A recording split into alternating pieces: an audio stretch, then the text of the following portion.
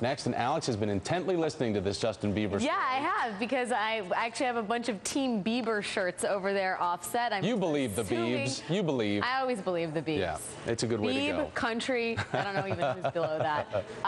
Thanks, Thomas. The nominee is making it official with a Texas primary tonight from 11:44 to 2:70. We'll look at the new numbers game.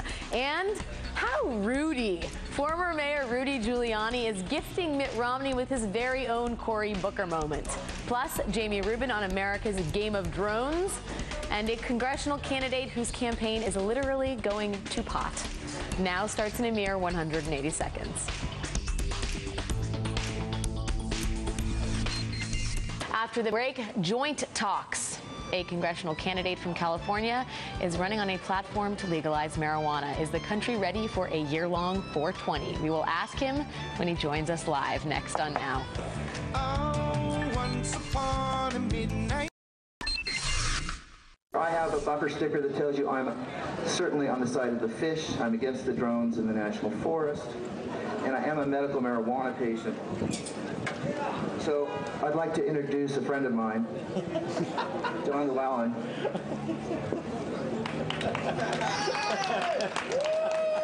You see, I'm the only candidate who's willing to get arrested on the steps of the Capitol doing this. That was Andy Caffrey, who's running for Congress in California, detailing his unique platform at a rally earlier this month. Caffrey wants marijuana legalized, and if he's elected, promises to light up on the Capitol steps to draw national attention to the issue. Joining us now is Andy Caffrey, who labels himself monstrously green in the Democratic Party. Andy, great to see you. Thanks, Alex. Nice to be here.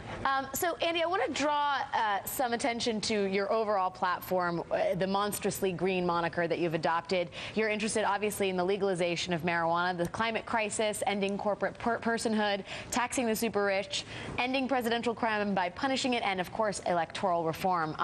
But let's start with the marijuana thing, because it's an interesting issue, and I think a lot of folks feel like the wind may be in the proverbial sails, no pun intended, given the fact that there are now some folks on the conservative side of the aisle who are proponents of legalizing it, including Grover Norquist, Gary Johnson, Glenn Beck, Pat Robertson. Do you think now is a time for, if not decreasing the war on drugs, changing some of our national positions on certain drugs? Yes, I call it the ridiculous persecution because the time is long past. One of the lines that gets a lot of laughs in my campaign is it would be a big travesty if the hippies died off without legalizing pot first. Where I live, I've lived in Humboldt County, North Coast region for about 25 years, and we used to have a thriving timber industry, but that was throttled.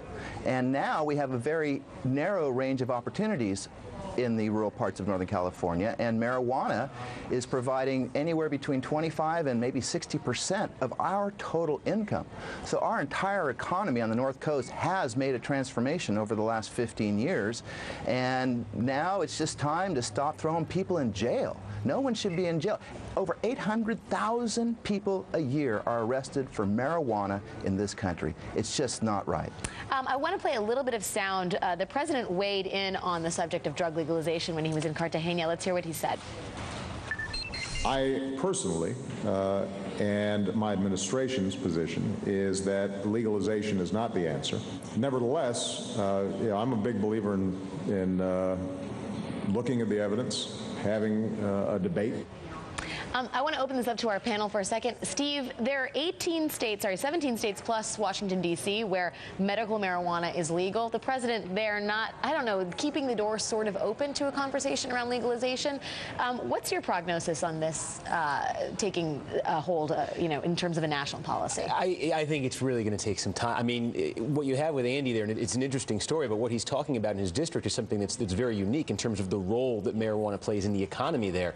He's sort of the most expressive candidate in that race when it comes to his support for legalization, but he's not the only candidate running up there who supports it. It's becoming, in that neck of the woods, it's becoming something you have to do if you want to be a successful politician. There's another primary going on today in Texas where a long-serving Democratic incumbent, Silvestre Reyes, is being challenged by a guy who may actually beat him in today's primary. The signature issue in that race, the signature issue of his challenger, who lives right on the Mexico border where the drug wars are really flaring up, is marijuana legalization. So there are pockets of the country where I think this has really strong resonance right now. But I think overall, when you're talking about national politics, when you're talking about people like Obama who are thinking about all the states, all the swing states, I think it's going to be a long time before it catches up in states that aren't like that. Andy, it's worth noting that I thought this was a very, very telling quote. Our drug czar, Gil Kurlikowski, said to the AP on May 13th of 2010, 2 years ago, in the grand scheme, it has not been successful, speaking about the war on drugs. 40 years later, the concern about drugs and drug problems is, if anything, magnified, intensified. Why isn't that taken, that verbiage, I mean, that's pretty powerful coming from one of our national, one of the folks that's crafting our national drug policy. Why isn't that sort of broader line of argument adopted by the pro-pot legalization community? Well, it's adopted by a lot of people. There are a lot of issues to argue on. For example, one of the things that I just learned about in Trinity County is that if you are a mother and you give birth, they measure THC, and if they find THC, there's a very good chance that they're going to take your kid away and put it in foster care, and then the counties get paid $15,000 for that. It's just that people don't know what it's like to live in a culture of marijuana. People have all these strange images, and we have these vested interests who just have perpetuated this horrible persecution for so long. It's just alien to most people. Most people also think of it as something to be defensive about, and that's hopefully one of the things that's going to change because of my campaign. There's no reason why people who are medical marijuana smokers should feel shy or defensive about taking their medicine. It improves the lives of thousands of people, and there's a huge area of research yet to be done on health effects. One of my opponents is a medical marijuana doctor, and he tells me extraordinary stories about removing seizures, 400 seizures a day in one patient down to 4. So there's a whole cultural education project that has to happen here. And it is indeed part of a larger cultural battle that I think will play out in states where, as Steve said, you wouldn't think there would be a lot of debate about legalizing marijuana. Andy Caffrey, thank you for joining us. Good luck. We will be watching the campaign with bated breath. Thank you very much. Coming up, First Lady Michelle Obama speaks out about her new book, Beats, and whether she would ever run for president. We'll hear her latest comments next in What Now?